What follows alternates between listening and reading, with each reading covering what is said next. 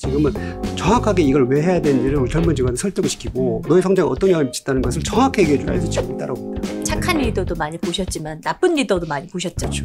많이 봤죠. 할 말은 많지만 안 하시는 건가요? 안녕하세요. 온토리TV 민수경입니다. 안녕하세요. 착한 리더가 온다. 저자 김태현입니다. 착한 리더가 온다 제목에서 그게 좀 색달랐어요. 착한 리더라는 표현들을 그렇게 많이 쓰는 표현들은 아니잖아요. 과정이 중요하고 공정한 시대가 됐기 때문에 그동안 우리 리더들이 또 한편으로 너무 이렇게 앞만 달리고 조직을 약간 좀 성과 위주로 가다 보니까 좀 소중한 것들을 놓친 게 있는데 과정이 중요함 그리고 뭔가 이렇게 다른 사람도 돌아볼 수 있는 그런 네네. 배려 그래서 착한 리더라는 거를 키워드로 뽑게 되었습니다. 직장생활 하시면서 지금 책을 이렇게 그렇죠. 내신 거죠? 네. 리더세요? 직장 안에서? 네네네. 부수상을 주로 하고 있죠. X세대고요. 네. 왜 그걸 강조하시죠? 90년대생을 왔지만 저희는 이미 있었거든요. 우리 586 세대라면요. 저기 기존에 임원분들도 계신데 사실은 저희처럼 X세대가 약간 샌드위치 신세가 되었어요. 낀 세대. 그렇죠. 조직에서 약간 차장, 부장, 과차장, 부장급인데 네. 저도 딱 그 정도인데 MZ 세대들이 하고 싶은 말이 너무너무 많지만 우리는 거기다 더 얘기하고 싶지만 그냥 어른이니까 참는 거죠. 하고 싶은 말이 많지만 참고 사는 네네. 낀 세대다라고 말씀하셨는데 네. 위아래로 저항이 있을 수도 있는데 괜찮으세요? 모든 지금 X세대들이 불만이 많고 요즘 뭐 저 정도급 되는 친구들은 회사 가면 재미가 없다고 다들 그러거든요. 그러니까 저희가 중간에서 좀 애매하게 된 거예요. 리더들에 대한 아날로그적인 정서도 저희가 공유를 하고 네. 젊은 친구들의 디지털 정서도 공유하는데 그러니까 중간에서 좀 애매한 거죠. 이도저도 아닌. 어떻게 보면 양쪽을 다 이해하니까 그럴 수도 있을 것 같아요. 어떻게 보면 저는 저희처럼 X세대가 우리 시대가 곧 온다고 생각합니다. 뭐 이미 왔고 왜냐하면 요즘은 융합이 대세잖아요. 네네. 디지털과 아날로그의 융합 위에 있는 586 세대와 MZ세대의 융합 그거 저희 X세대들이 할 수 있다고 생각합니다. 브릿지 역할을 그렇죠. 잘 해줘야지 그렇죠. 연결이 잘 될 것 같아요. 그렇죠. 오늘 일단 이제 리더들에 대한 이야기로 조금 네. 시작을 해볼 건데 요즘의 리더들은 어떻게 좀 변화하고 있다고 보세요? 옛날에는 저희가 뭐 관리자만 해도 역량이 충분했어요. 매출이라든지 또는 뭐 차별화된 서비스 이것만 잘 정리하고 잘 관리하면은 인정을 받는데 지금은 그거 플러스로 뭔가 공부도 해야 되고 그런 MZ 세대의 다양한 끼를 살릴 수 있는 성장을 지원할 수 있는 리더도 돼야 되고 할 일이 많아진 거죠. 비상경영이다. 그걸 해서 와 이렇게 하고 다 따르라 하면 됐는데 이제는 비상경영이다 그러면 MZ 세대는 나가버려요. 비상경영이 불났는데 내가 떠나야지 여기 왜 있어야 되는 거죠. 비상경영이라고 하더라도 그런 앞뒤 맥락을 이제 MZ세대한테 이해를 시키고 이게 뭐 비상경영이라는 게 아니고 이게 성장하는 과정이다라고 이제 하면서 이렇게 뭐 워딩도 조심해야 되고 또 중간중간에 이해를 시켜야지 따라오지 옛날처럼 비상경영 나를 따르라 그러면 이제 다들 이제 이력서 쓰고 있는 거죠. 네, 그래서 리더들이 일도 해야 되지만 젊은 직원들도 성장시킬 수 있는 코치 역할도 해야 되는 상당히 좀 뭔가 표현하면 좀 준비를 많이 해야 되는 공부를 많이 해야 되는 시대가 됐다. 한동안 저희가 비대면을 했잖아요. 이렇게 만나서 대면 보고 그다음에 회의. 대면 회의 뭐 이것만 생각하다가 뭐 줌으로 회의를 하고 이런 거 사실 익숙치 않았는데 막상 그렇게 하고 재택근무를 하다 보니까 의외로 생산성이 나쁘지 않았다는 거죠. 옛날처럼 뭐 다 회사에 모여 뭐 우리가 남이냐 이렇게 했는데 젊은 직원들은 효율성 따지기 때문에 집에서 얼마든지 그걸 따라갈 수 있는 역량들이 되고 이런 IT 장비 이런 걸 더 잘 활용하고 비대면을 더 능숙하게 이제 적용하는데 정작 리더들이 거기서 못 따라가고 뭐 옛날 얘기 하다 보면 이제 큰일 나는 거고 또 생산성도 나쁘지 않았다는 거죠. 이게 저는 지금 리더들한테 갖다 주는 상당히 큰 시사점이 있다고 생각합니다. 아날로그 시대, 디지털 시대 그리고 중간에 메타버스가 지금 또 올라왔는데 이거를 리더들이 학습하고 공부하고 그걸 그 젊은 직원들한테도 가르침을 주고 네. 뭔가 이렇게 자기가 리딩하는 역할을 해줘야지 직원들이 따라오지 그냥 과거의 방식대로 답습하다 보면은 젊은 직원들이 이제 이 리더는 배울 게 없다라고 생각하는 순간 이제 이렇게 귀를 막아버리거든요. 그쵸. 그래서 리더들이 긴장을 해야 됩니다. 책 제목이 이제 착한 리더가 온다잖아요. 착한 리더라고 했을 때 자칫 호구 그렇죠. 이렇게 생각할 수도 그렇죠. 있을 것 같거든요. 그렇죠. 어떤 사람을 착한 리더라고 생각하시는 거예요? 일단 착한 리더는 일단 진심인 사람인데 다른 사람한테도 진심이지만 또 나한테도 진심인 사람이에요. 그러니까 쉽게 하면 우리가 옛날에 신독이라는 단어도 있었잖아요. 도덕 시간에 배웠는데 이 신독이라는 게 결국은 다른 사람이 보지 않아도 나 스스로가 바르게 하는 사람인데 이게 결국은 저는 이제 리더십의 가장 근간이라고 생각합니다.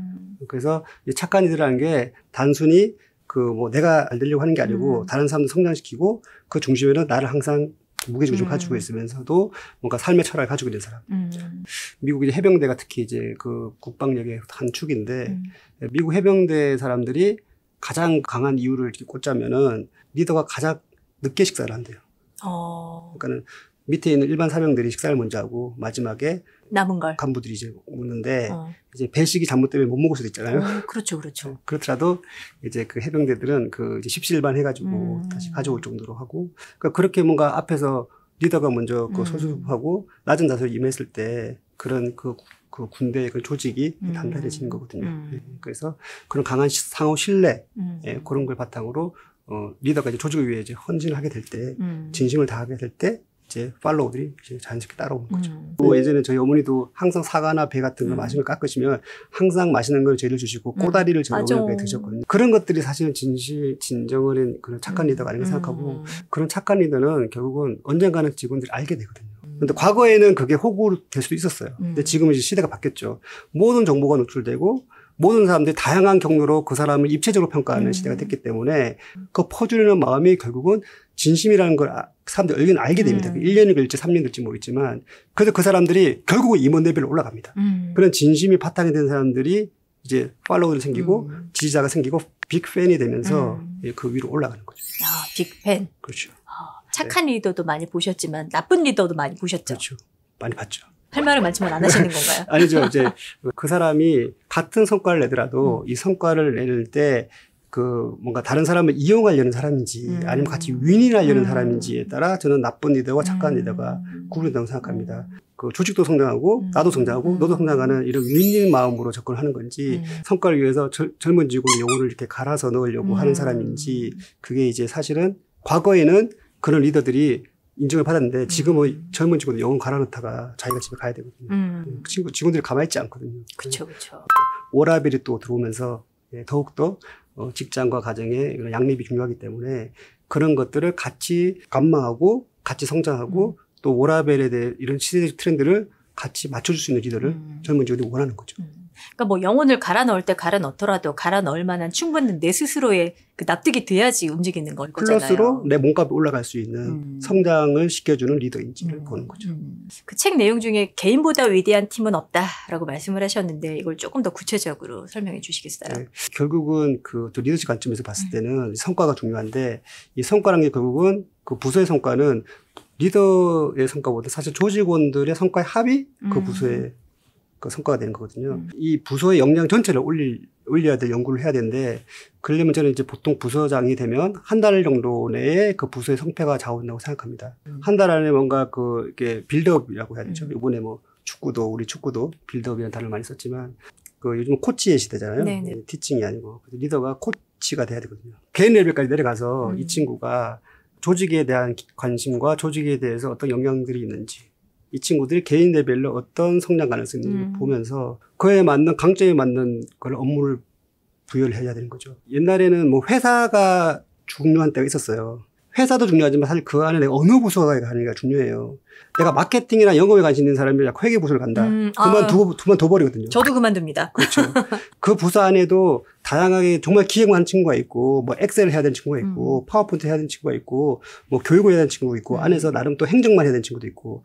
그러니까는 그 부서장이 부서의 정의를 내리고 난 다음에 부서 이름마다 사실은 그 부서의 정체성이 있거든요. 네. 그걸 잘 재해석해서 직원들한테 그 혼을 불어넣어줘야 되는데 그 혼을 불어넣을 때 그냥 일방적 혼이 아니고 개인 레벨로 그 친구의 강점을 파악해서 업무 분장할 때 그 업무가 많이 배려될 수 있도록 하고 또 그 친구 부족한 부분이 있을 수 있어요. 그거는 다른 친구의 강점이 있는 친구한테 주거나 아니면 그 조직의 시스템과 문화를 가지고 그걸 보완시켜 줄 수 있는 리더. 그러니까 같이 상향 평준화될 수 있는 그런 그 리더십을 가진 친구.